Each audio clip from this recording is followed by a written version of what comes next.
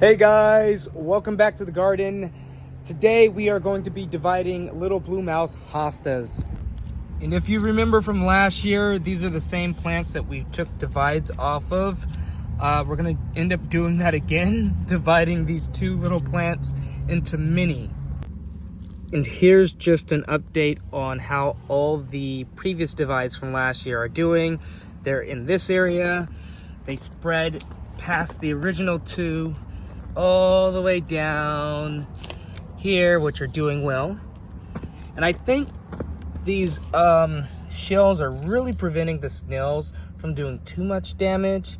Either that, or it's because we have so many that we're not seeing too much damage.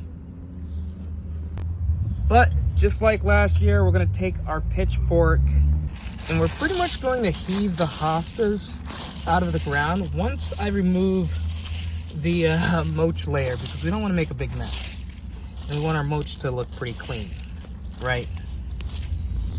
And this just about takes care of both of them. I think we got enough mulch out the way. And now we're going to heave it out of the ground without causing damage to the fern.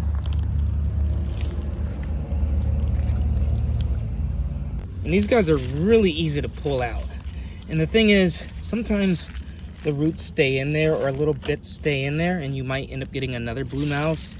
So keep a lookout for that. And for the second one, which I kind of already heaved out. Oop, there we go. Almost there. Notice we have a few bulbs here and there. I'm gonna make sure to save those and put those back in ground. And you can see just how healthy these little blue mouse look right now before we make those divides.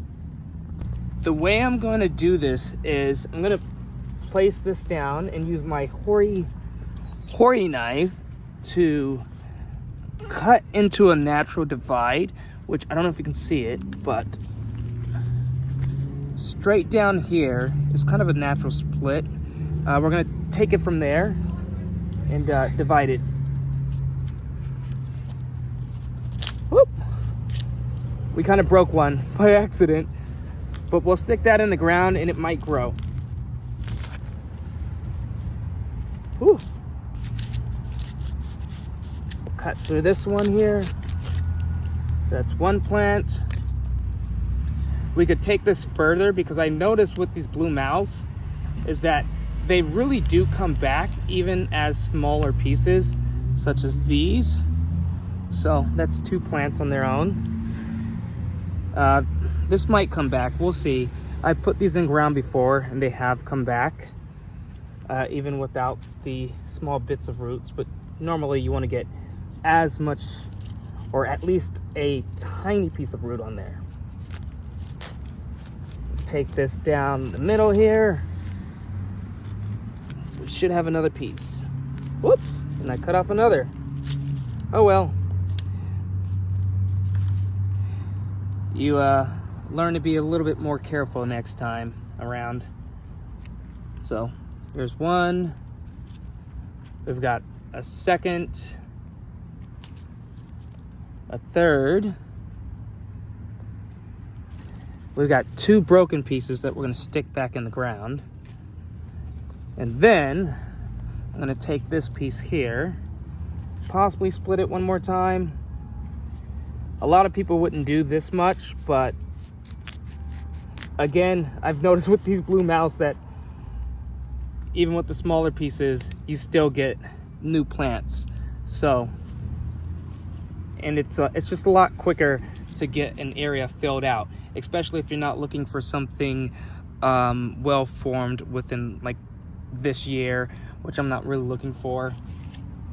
Second one.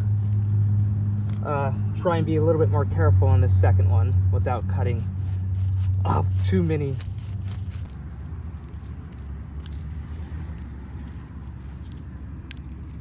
Take these two broken pieces, stick those in ground still, and see if they grow.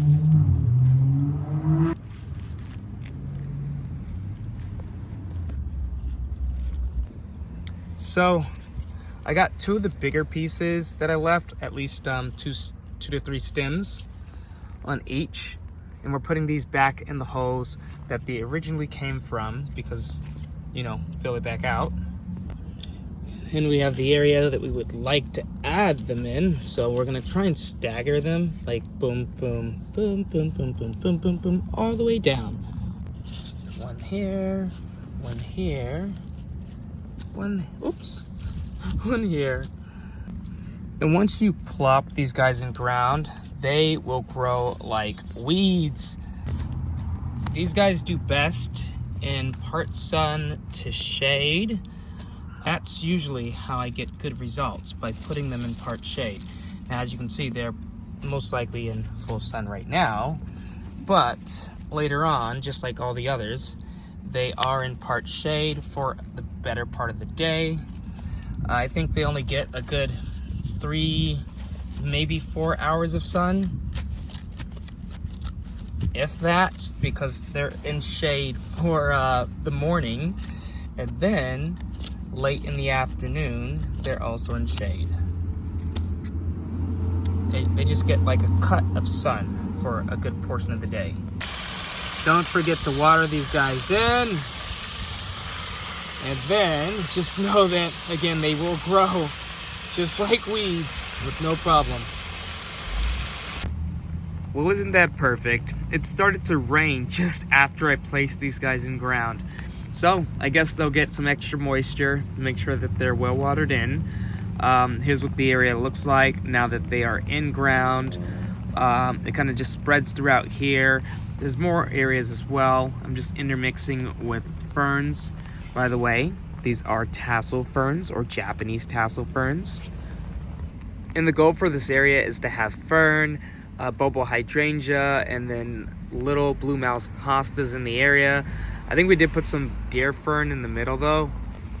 So you'll see these little guys here and there intermixed with the blue mouse hosta. And the little green growth in between here, I believe, are crocus, as well as other fall bulbs. Uh-oh, it's coming down harder now. Well, looks like I will be hit it in since we're getting a downpour. Uh-oh. I hope you guys enjoyed this hosta dividing video. I will see you guys in the next one. Peace.